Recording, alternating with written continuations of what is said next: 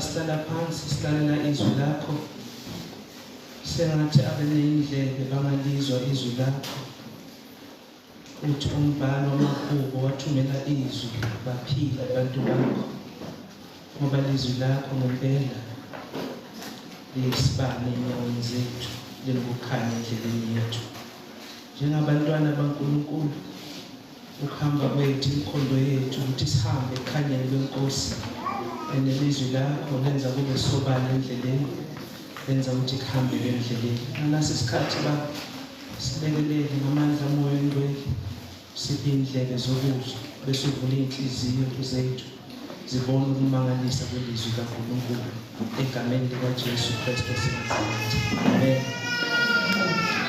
Nizwile futhi kwathiwa kwabasendulo ungafungi amanga kepha uqinise izifungo zakho eNkosini. Kepha mina ngithi kini ningafungi nakanye noma izulu ngokuba liyisihlalo sobukhosi sikaNkulunkulu noma umhlaba ngokuba uyisenabelo sezinyawo zakhe noma iJerusalema ngokuba lingumuzi wenkosi enkulu. Ungafungi nekhanda lakho ngokuba awunakuphendula nalunye unwele lube mhlophe nokuba lube mnyama. Kepha izwi lenu malibe ngokuthi uyebo uyebo, ucha uchabo uchabo. Okundlula lokhu kuvela kokubi. uNkulunkulu emusalusisi. Mateyu ungenelela izindaba ukuthi akabhale ngeNkosi uJesu Kristu. Makabhala uMateyu unenjongo ezintathu zokubhala noma unamatimu amathathu okubhala. Number 1, uMateyu ubhala the king revealed, wambula inkosi ukuthi ingibani. Siyabona lokho ekuzalweni kwakhe indlela azalwa ngayo. It is a manner of royalty. Bayabuya nabantu bezizwe bamlethela izipho eziphiwa amakhosi. Ukufika kwakhe emhlabeni kunohamba ngaphambili omemezelayo athi yena ngiyena lizwi kodwa ngimemezela lizwi. Athi ngiyiphimbo elivela ehlanga. Ukufana nalokho kwakwenziwa amakhosi wona wodwa. Abese uyaqhubeka uMateyu abese mesendlulile lapho akhulume the king rejected, lapho inkosi silahlwa khona. ingaqali nje ukulahlwa esiphambanweni kodwa kwakusekuphetheni kokulahla kwayo. Ngisho izala behambe befuna indawo bengatholi ukuthi bazomzalela kuphi. Kwenzeka konke ukulahlwa kwayo ithi isazalwa kuyazwakala kunokukhala eJerusalem. Ukhala umaye uHerod ubulala ingane yini indaba because this king was rejected mayefika emhlabeni. Abese ekugcineni uMateyu umekhuluma ngawo ukhuluma about the king returning, inkosi sibuya la ememezela khona ukuthi ihora le-hour alaziwe kodwa iyawubuya ngale ndlela anyuke ngayo ngale ndlela yokubuya ngayo kodwa ukubuya kwakhe kuyoba sekubuya kunenkazimulo emangalisayo abese yazwakala umbhalo uPaul athi onke amadoda ayoguqa ngalelo langa okholwayo ongakholwa lasekwambuleka ukuthi ngempela lona wayeyinkosi yamakhosi. But now, Matthew said, ukhuluma about the king revealed. Yambuliwe lenkosi. Inkosi ithi mayambula ifika nombuso wayo. Selana makangena nenda ukhuluma ngemanifesto yanansi inkosi. Ukhuluma ukuthi nakumbuso abasiyaqala nafunda incwadi kaMateyu uchapter number 5. Ubusisiwe onkofo moya, ubusisiwe lambile, ubusisiwe kanje. Bayawubona umbuso kaNkulunkulu. Abasiyatshela laba bantu ngoba ninesenza umbuso kaNkulunkulu. Nifana nosawodwa nalilizwe, ningukhanya banalilizwe. Akhulume zonke lezi zinto lezi. Abesungena kunansi indaba nawo. Kingdom ethics mase engena kunansi indaba nawo. Ngoba eshumayela kulabantu bakaIsrael abaphile ngaphansi komthetho woRabi, bephile ngaphansi komthetho wabaFarisi, begcina umthetho impilo yabo yonke. Mase fika kubona uthi lalelani nini ngoba senithisa umbusweni kaNkulunkulu ngenxa yokuthi kunemizamo eyenza ngenxa yokuthi kunemngcwele eniphilayo ngenxa yokuthi kunemithetho nemasiko eniwenzayo abeka okhokho benu endulo ngoba senenza wona senitshela ukuthi senifanele ukungena embusweni kaNkulunkulu noma senitshela ukuthi sesembusweni kaNkulunkulu kodwa mina ngithi abesiyaqala khuluma izinto eziwu-6 abese mina ngithi uNkulunkulu umusabusisa utshela labantu abahleli lana kuverse number 20 ngaphambi ukuthi ukukholwa kwenu ukulunga kwenu kwendlule abaFarisi ngiqinisile ngeke ningene embusweni kaNkulunkulu. Nawucabanga abantu abangcwele abantu abanokulunga abantu ebedewe highly esteemed emphakathini kaIsrael wonke kwakhuluma ngabaFarisi ngababhali ngezazi nakhuluma ngabaFarisi laba beyikhethele inkosi bazehlukanisele ey'ntweni zaka-Israel balandele izinto zenkosi bakhuluma ngababhali laba scribes nebethatha umthetho kaNkulunkulu awubhale from generation to generation bese laba abanye baba ngabameli le tradition abayakha lesimo abasakha ka-Israel ngokwenza njalo bephila njalo kwabaziwa ukuthi kuze ukuya ezulwini futhi uhambe enyathelweni zalaba bantu nabo abesiyafika Jesu athi kodwa mina ngithi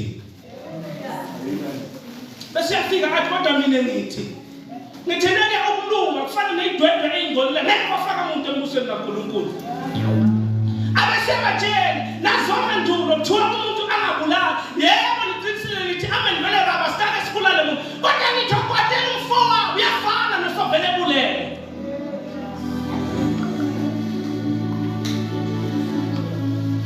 Athi umfowabo uyisilima uyisula uyafana nosovele ebulele akanasabele embusweni kaNkulunkulu.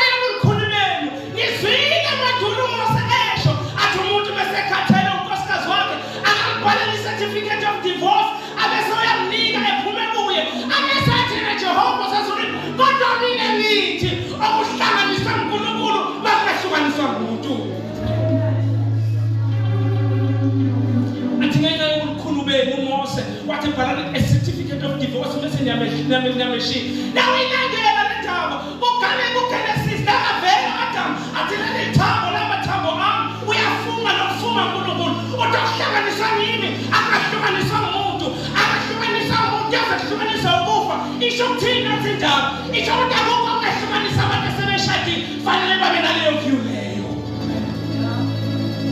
uyambuza umuntu Ngiyazi ukuthi le ndaba ikhulu kangakanani ihlukanisa amabandla amaningi kakhulu le ndaba ye divorce ngoba abantu be-understanda ngezindlela ezahlukahlukene kunale one eyodwa abokuqala be-understand ukuthi umshado is permanent into engahlukani ngoba belanda Genesis engathelisa uNkulunkulu okuhlanganiswa yini makahlukanisa umntwana ubhadi kangakanani makahlukanisa umntwana sohlukumezeke kangakanani makahlukanisa umntwana sonamba kangakanani makahlukanisa umthabanzakalana empilo zethu makahlukaniswa umuntu ngabulukhulu bey'nhliziyo zabo umoswa basokhathele kuwo ngoba belikhulu ey'nhliziyweni laba abantu wathi okay uze kuthi kungandi ubone ezweni ngibhalele certificate of divorce ube sebeyamshiya kodwa nansi into eyishoyo umveli nqaba uthi wenza bonke abantu babe ngabaphili mewenza kanjani benza bonke babe ngabaphili kunaleli qembu elikholela ukuthi emshadweni bayahlanganiswa uNkulunkulu but kunama-exceptions ophingayo emshadweni lona ophingele unelilungelo lokuthi enze njani emshiye lona bese ile ndaba lona omunye uma kusokwamukela inkosi beshadile ngekho enkosini lona omunye athi mina ngikwazi ukuphila nelikhono emdizeni into lezikaNkulunkulu ufanele noma kulungile kungenzeka lokho bese kuba nabanye athi noma ngabe yini ongakuthandi ngayo nikeze certificate of divorce ubese uyendlula ukuqhubeka phambili nempilo athi Jesu kodwa mina ngithi okuhlanganiswe uNkulunkulu makungahlukaniswa umuntu Lokho ngakwenza ngenxa yokukhulu benhliziyo zenu siyaxoxa nomunye lethi mina mangizwana lizwe lethi noma ngashada namuhla eboshwe nomunye udilika jele lethi izaNkulunkulu akahlukaniswa umuntu ukuthi ikhulu kangakanani lento kodwa uthena nje lokho ngikwenzile fanele kube isithombe phakathi kwami esikhombisa uthando lwami enginalo phakathi kwami nani nebandla it is permanent angeke uNkulunkulu enze into permanent meke silande efeni ayimanifeste enyameni asiphe nasi sibusiso ukuthi sishade sibe munye uyenzele ukuthi ibe permanent lelo ngoba umuso kaNkulunkulu esingenele ko unjani bazalwane upermanent abese uyendlula nizwile kuthiwa mandulo nabezo khokho benu bekhuluma nathi indaba na kwathiwa kwabasendulo ungafungi amanga kepha uqinise izifungo zakho enkosini Again you have heard that it was said to those of old, you shall not swear falsely, but shall perform to the Lord what you have sworn.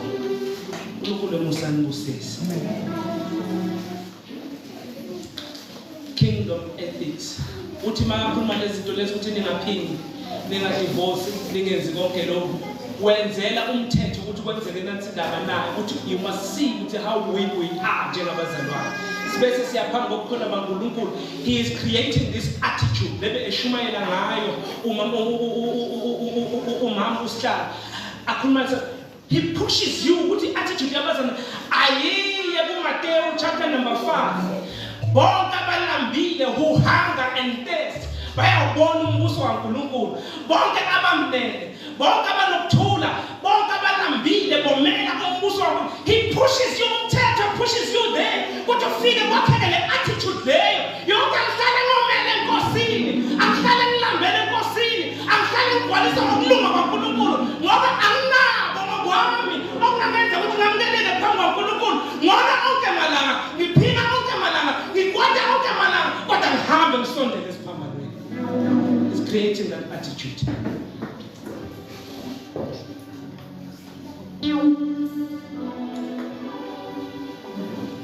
So, nabantu babe ne standard sokukholwa ukuthi ukholwa kanjani. ufaka okhololo abade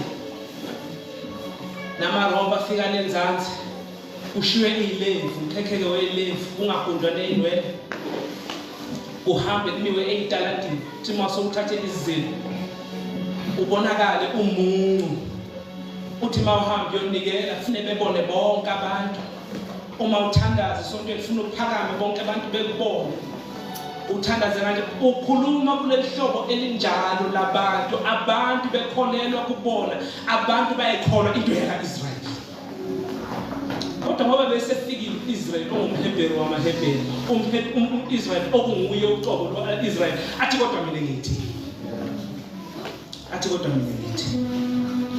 la ukhulunywa ngendaba yokwenza izifungo ukhuluma ngendaba of taking vows ukhuluma ngendaba of making oaths phambi kaNkulunkulu ukhuluma ngendaba yokuvuma izinto uyifunge phambi kaNkulunkulu uthi baba lokhu ngiyakwenza uNkulunkulu emusana ngosisi yazi mhlawumbe ungaqondi ukuthi usho ukuthini nayi into ebeyenzeka kaIsrael labantu ngalendlela besebekhohlakele ngakho bebezama indlela yonke yokuthi bephambanise umthetho kaNkulunkulu bebezama indlela yonke ukuthi benze njani bazalwane bephambanise umthetho nakafika just uthola standard somthetho kaNkulunkulu it is substandard silapha lo uyafika uphakamisa ibhawu uphakamisa irula uthi this is the standard of measurement ebukhosini baNkulunkulu uyithola ilapha bazi ukuthi bona ngingakwada nje ngingabulali kodwa nakafika uphakamisa istandard sombuso kaNkulunkulu ususe ekwatheni uyasusa usibeka ukuthi sifana nokufa uyasiphakamisa ususe ekhaweleni akhuleka sifika ukuthi awunelungelo lokungena embusweni kaNkulunkulu uthatha istandard la esikhona khona asibeke kwenye indawo yini indaba ngoba sawufikile umbuso kaNkulunkulu lebebelokhu bewulindele ngoba umthetho wawulindile umthetho ulinde ukwambulwa kombuso kaNkulunkulu kodwa ngoba sawufikile uthatha istandard lana ubeka la athina just angazeli uzochitha umthetho mina ngizela uzogcwalisa umthetho it is fulfilled in me ngizela uzogcwalisa uNkulunkulu emusana ngosisi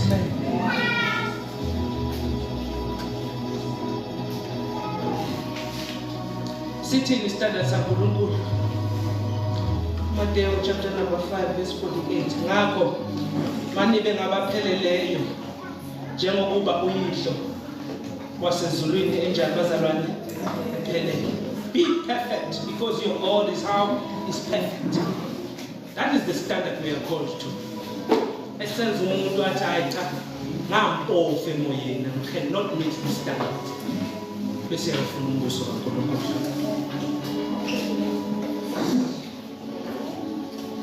sinenkinga kulomhlaba esiphila kuwona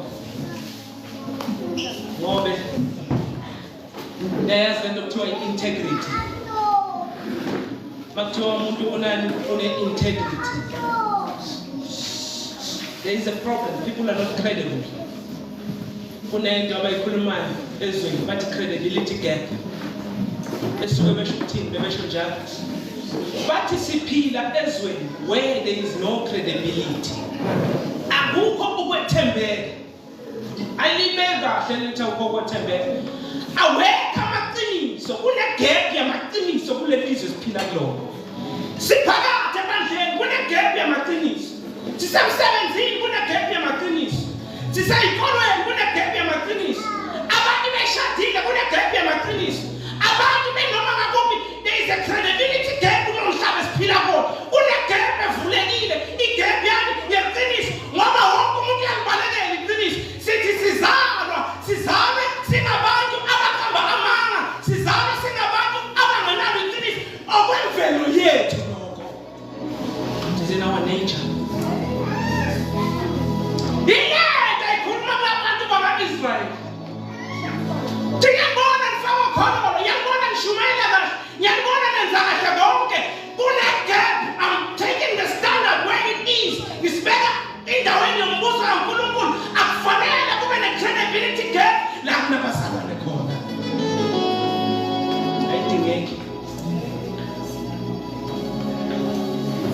ngoba kunenkinga awasekho amaqiniso kulelizwe siphila kulo. Lo mhlambe ngibeka kude emangithezweni. Awasekho amaqiniso emabandleni esikhonza kuwo. There is a gap efulekile. Le gap ayithi ifulekele sizalwa nayo. It is by nature. Kodwa abantu bathi bengazalwa kabusha kungene moya kaNkulunkulu lengaphakathi. That he works the inner person. Lona lengaphakathi amfundisa ukuthi yebo makungeko, amfundisa ukuthi cha makungcha angathangazi. Afundise, teaches the inner person. Lona lengaphakathi to be credible. Uyebo wakhe abe ngiyebo.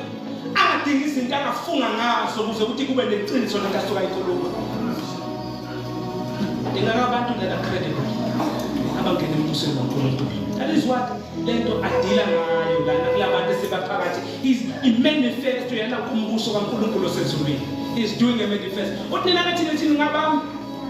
Lalela, he has called the committed. So babizile babasondela kuye bahlala enyaweni zakhe njengoba they are the committed. So bafundisa the kingdom ethics ukuthi phila kanjani kulombuso la. He is working the inner person. Lolo lengaphakathi usebenza yena. Ngoba kulula ukuvela ukhona ufaka isudu umela ngaphakathi ushumayela. Kulula ukuvela ukhona uhlanganyele inkonzweni zonke. Kulula ukuvela ukhona uvela emabhukwini anongcebo. Kulula ukuvela wenza zonke izinto. But there is one that is unseen.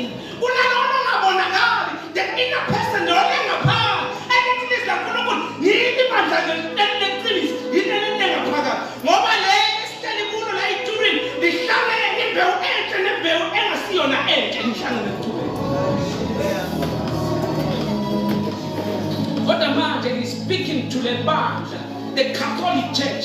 Lele lengaphakathi lombuso kaNkulunkulu ukhuluma ngaleli bandla. The committed ones. Alithanda lelizwe. Manje these are the committed ones.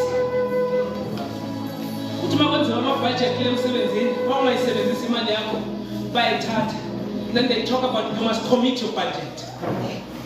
Or you must commit capital yakho. Bishop team, you must commit capital yakho. Budgetile ukuthi okay uthenga imoto. But commit capital yakho. What they mean bashonathi indaba naka before financial year end. Faka ama invoice ufake konke ikhokhele noma ingakafiki. You are committing it. It's very committed. He called the committed ones. They are committed in Kosini. Elindele usuku olukhulu. Laba yombulo abantwana baNkulunkulu ivela isuswe. Abonane nayo ubuso nobuso. uNkulunkulu musandusisa.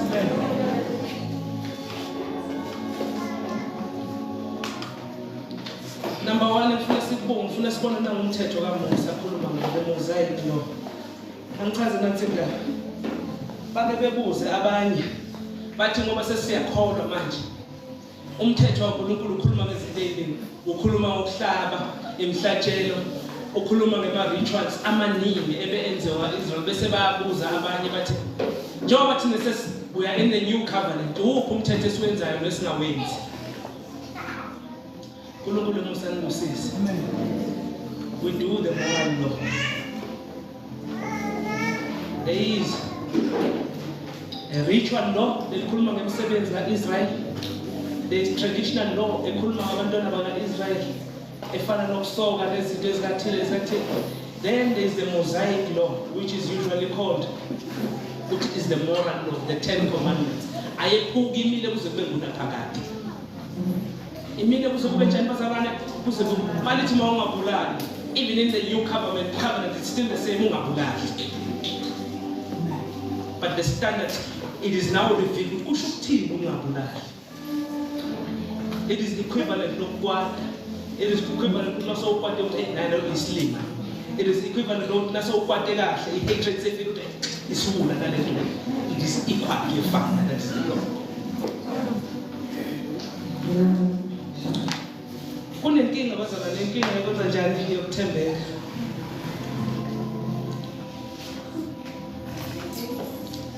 Ngesilungu, we all cheat ngendlela zethu. Siyazama nokuyidodge tax ngendlela zethu njengoba sihleli la. That is being credible. Igubhe makwethu uthola ukuthi zirojiwe zagezi khona la.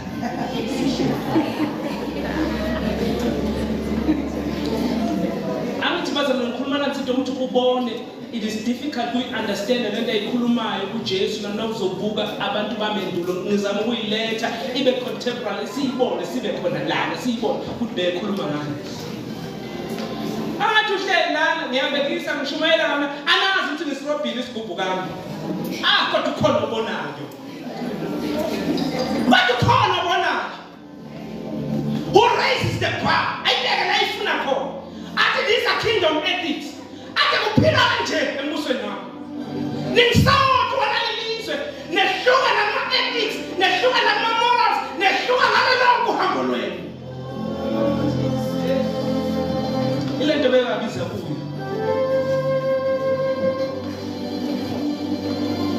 Sekwaduma kuthiwa ifoni inamanga ngoba mfona bathi uhamba kude ayisengijika khona la. You are not there.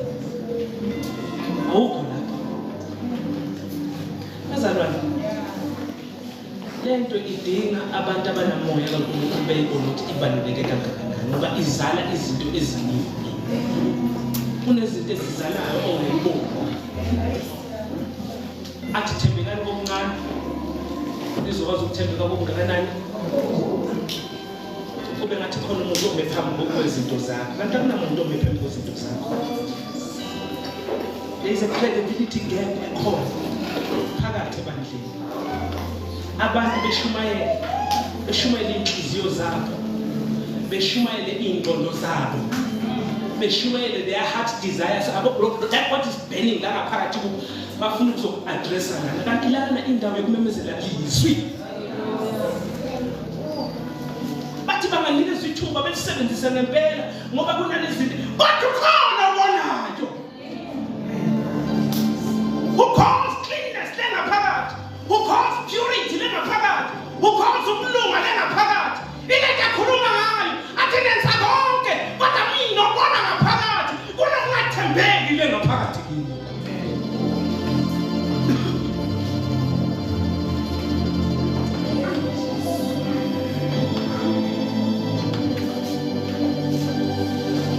Uthi omunye isebenza nabo. No, I told the white truth. Athi hayi ngikhulume amanga amhlophe. Sisaphile ezweni. We live in a world of half truths. Maqiniso half. If it's half, it's not full. I'm not finished. There is no white or grey. Iqiniso yini bazalwane? Iqiniso. Umthetho Mahebheru chapter number 6 verse 16. Ngokuba abantu bafunga omkhulu kunabo. Ubona isifungo siyaqeda ukuphikisana konke. Siqinise. Kulokhu ke uNkulunkulu ethanda kakhulu impela ukubonisa izindlalifa zesithembiso ukungaguquki leki kwecebo lakhe walamula nesifungo. uGenesis ulandela indaba nayo uthi umbhalo wamaHebheru wafunga uNkulunkulu. Ngilandela indaba ukuthi ikhona indaba yokufunga, it is biblical. Nangiyibuka kulomthetho waMose bebekhuluma ngayo indaba yokufunga uthi umbhalo wamaHebheru angithi mina nawe besingena kusifungo sifunga ngokungaphezulu ukuthini. Ngiyabekisa imile insizwa nentombi I betroth thee. Ngiyamthatha na abe ngumngane abe ngumyeni wami phambi kwabofakazi phambi kwabazali naphambi kwakho baba sezulwini. Ufunga ngomkhulu unaye ngoba lelizwe selonakala kuthiwa umuntu makaye enkantolo noma ayofakaza kuthiwa akabambe faka isandla eBhayibhelini athi ngiyafunga ukukhuluma iqiniso lona lodwa kubo bonke. Uyabona ukuthi nalelizwe leyiqonda lendaba kusebonakala baqinisa ngeke kufuna ukuthi baze besifungise.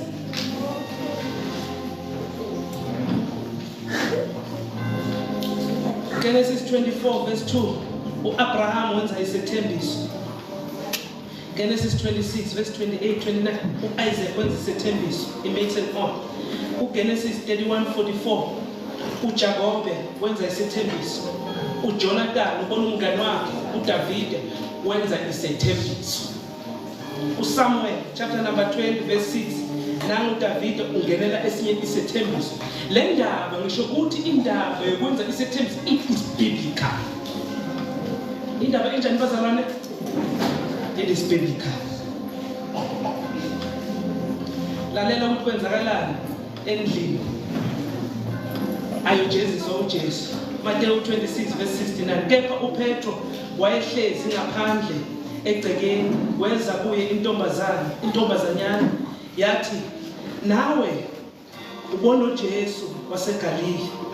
Kodwa waphika phambi kwabo bonke wathi, angikwazi lokho okushoyo. Wathi esephumele esangweni, enye intombazana yambona yathi kwababe lapho, lona ube noJesu waseNazaretha. Waphika futhi ngokufunga wathi, angimazi lowo muntu.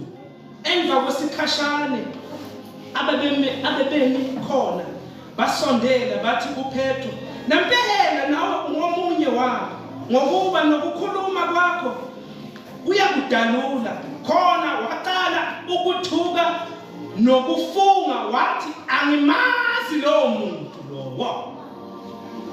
Wakhala inyembezi ezimangalisayo because he has invoked uNkulunkulu kubufungo sakhe. Makafunga athi angimazi, makukhala ikude wakhumbula izifungo zakhe ayishilo, wabubula wakhala, wangabi khona zomkonsola.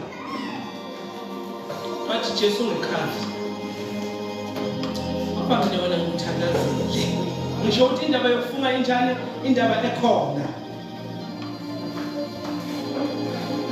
Old Testament, this was the supreme way of taking ifungo, indlela yokuthatha ifungo. Mafunda Genesis 22 verse 16. Bebelo basho wathi, as the Lord liveth. Inkosi isaphila, mina ngithi. Ikhumbuza kanti indaba na. Abaprofeti babehlezi befunga imihla nemalanga. Bebefunga ngalezi indlela na, babekhuluma kuIsrael. Ushanje uJehova Sebawothi. Ngelanga longukuthi kuyenzeka lokho. Athi ushanje uJehova Sebawothi. Ngelanga longukuthi kuyenzeka lokho nalokho. Kodwa lesikhathi siphila kusona, we find people bebile phambi kwabanga, beprofeta, bengasho ukuthi ushanje uJehova Sebawothi. Basilonyaka uzayo uzoba nemoto, lenyanga uzayo uzoba nomshado. Kodwa ngoba abantu lelizwe selonakele, abasho ukuthi ushanje uJehova Sebawothi. Uyaqonda ukuthi okwengqondo yakhe. Uyaqonda ukuthi okwengqondo yakhe. The prophets never spoke like that. Bebeloko bathi usho kanje uJehova Sebawothi. Besathi ngoba ngishilo kuyenzeka. Hayi ukuthi ngoba kushiwo uzibani. Enelelizwe ngoba amali yawathanda. Nangathi nje umuntu uqala ibandla, nginibize lonke, ngitshela ukuthi hayi. Like next year umsebenzi, ngime prophet. Hayi kule kukanje ligwala liphuphume ngoba there is a credibility gap. Siphilazwe lamanga nelizwe ligwele amanga. Enabantu indlela ebanzi wonke umuntu yakhona ekubhujiswe. Kodwa indlela ephila ingumnqingo. Amen. Kakhe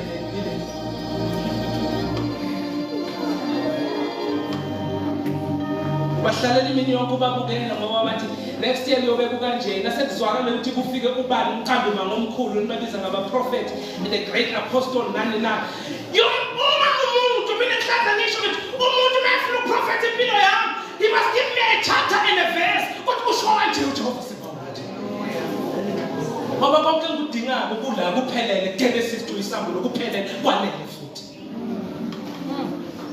Umtshele konke. Angidingi maphupho, angidingi ini, ungitshele konke ngiyoba yikho, ungitshele konke ukuthi impilo yami iyoba kanjani from Genesis to Isambulu. Mafuna uprofeta tell me ithini chapter lithini verse. Ngoba konke hallelujah.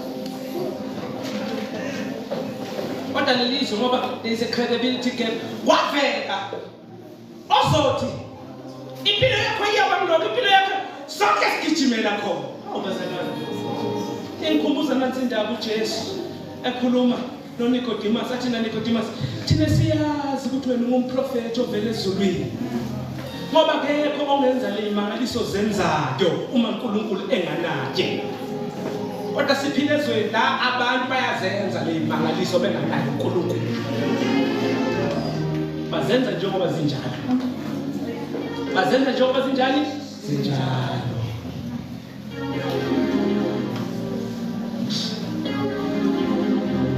number 1 ukufunga uyintando kaNkulunkulu ene uNkulunkulu ngalendlela abeke ngayo ukufunga mekufunga akufungwa ngenye into kufungwa ngoNkulunkulu yena yedwa and you say when it's proper we show when it's proper emshadweni is proper ukuthi kwenziwe ifunga ngithi bazalwane kunjani it is proper ukuthi kwenziwe ifunga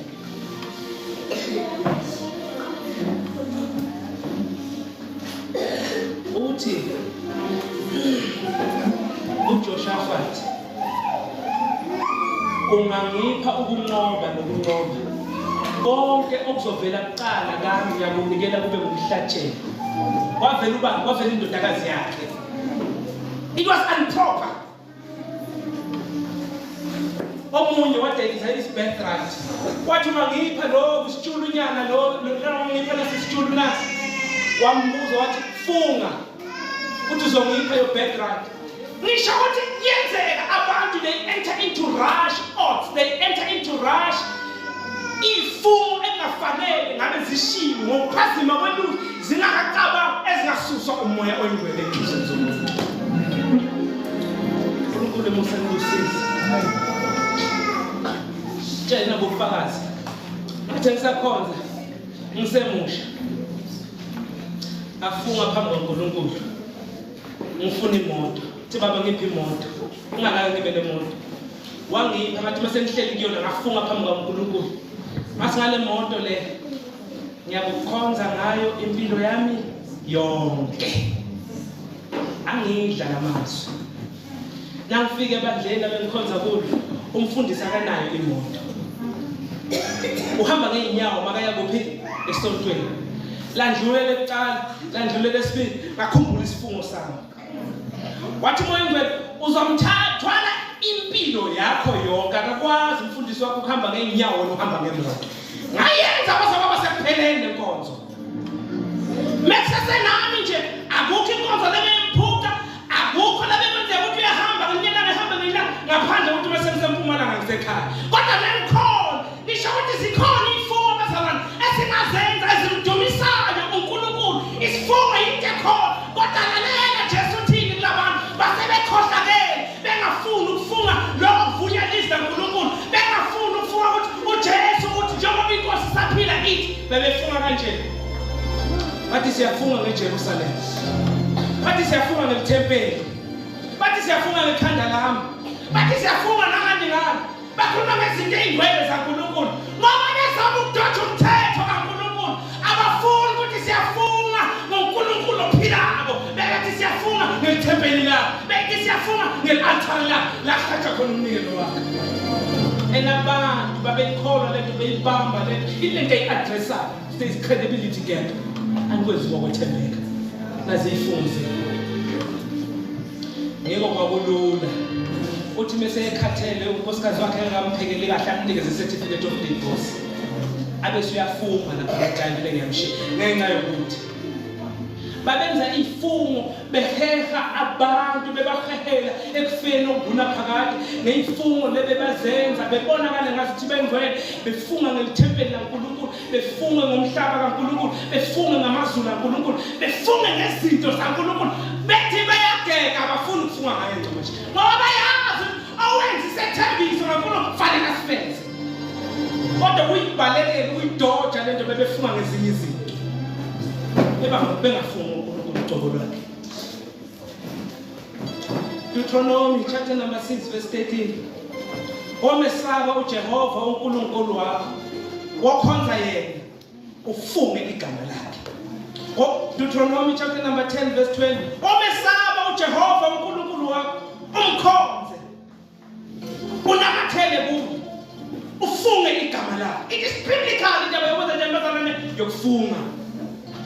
Bebathi njalo ukufunga kanjalo kaIsrael. Kodwa labaFarisi abakafungi njalo. Lalela ukuthi babefunga kanjani. Kusho Jesu, kepha mina ngithi ningafungi nakanje noma izulu ngoba befunga ngezulu. Owona isihlalo sobukhosi sikaNkulunkulu. Number 2, noma ngomhlaba ngokuba kuyisenamelo sezinyawo zakhe, noma iJerusalem ngokuba lingumuzi wenkosi enkulu. Ungafungi nangekhanda lakho ngokuba awunakuphendula nonwele lube mhlophe noma lube, kepha izwi lenu malibe uyebo malibe ukha. Isinto esibili mangabe khona uthi kodwa ngithi mina ningafungi nokufunga. Nakasho njalo akasho ukuthi awucithe umthetho omdala kodwa uyawugcwalisa. Uthi ngisho ukuthi ningafungi ngalendlela nifunga ngayo ngoba seyiphambene nentando yakho. Nifunga ngeJerusalem, nifunge nangalengani, nifunge ngalokwa nalokwa. Kodwa uyebo akabe uyebo nokha abe ubani bazalwane. So lento bebayenza ngithi niyabona umuntu uma ngabe apheka kuba nama ingredients lapha pheka ngithi bazalwane. Uma ufuna ukupheka uphuthu kuba namanzi, omunye ufaka nosawoti, kuba nani bazalwane, kube nempuphu. They mix the ingredients yesifungo. Bayafaka amanzi, bayafaka nosawoti kodwa beshiya impuphu. Abayifuni abafuna ukufunga njengoba lezi zakulothi ufunge ngegama lenkosi. Bayayigega lento befunga ngezinye kuze bazokwazi ukwenza le mithetho nalamasiko abafuna ukwenza. Ulungisa leyo nto leyo babusizwe. And number 2, it misses the emphasis. Literally funga ngoNkulunkulu hayi ngenye into. Hayi ngethempeli, hayi ngealtar, hayi nalokwa. Verse 34. Kepha mina ngithi kini ningafungi nakanye noma izulu ngokuba liyisihlalo sobukhosi. Ngizama kulanda nansi indaba bezalwane. Uthi labantu Jesu bangafuki ngalutho. Ngobe bazalwane akukho okungcwele kunobunye. Aliki altar elingcwele kunethempeli, aliki ithempeli elingcwele kunamazulu. Konke kwaNkulunkulu, uNkulunkulu khona yonke indawo.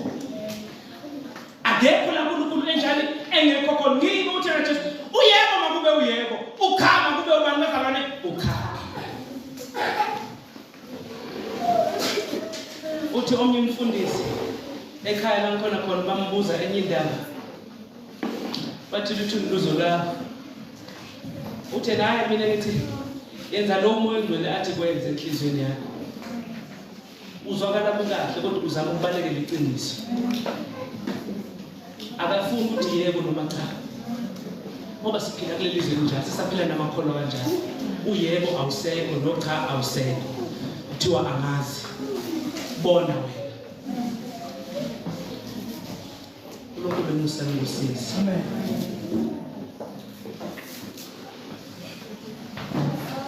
Singafunga abazalwane sifunge uNkulunkulu kufanele. Yabona ukuthi umuntu mayaceda kusindisa kuba nezifunga zenzayo. Nami kwaba nezifungo engazenzi. Ngisho mina mangisindiswa. Angimazi uNkulunkulu uvusa ini empilweni yakho.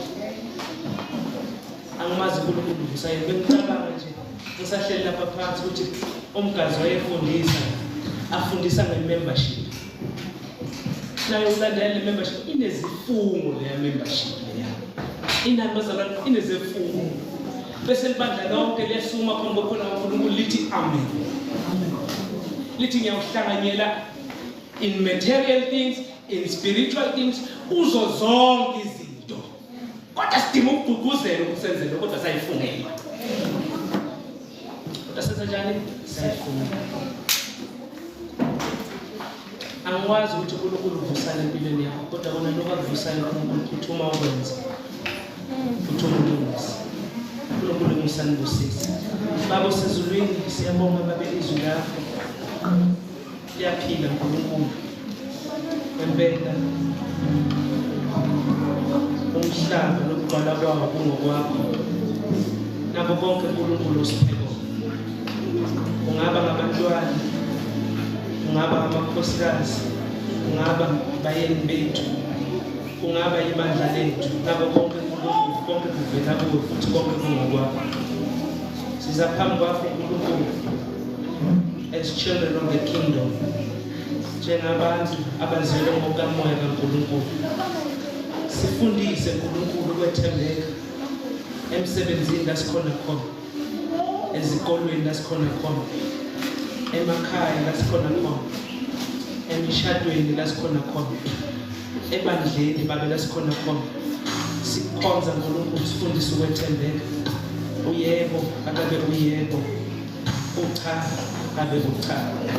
Asaziwe njengalehlobo lelo elihambe inyathelweni zaKristu, owema phambi kaPhilato embuza athi ngiyakubuza egameni likaNkulunkulu ngabe uyindodana kaNkulunkulu?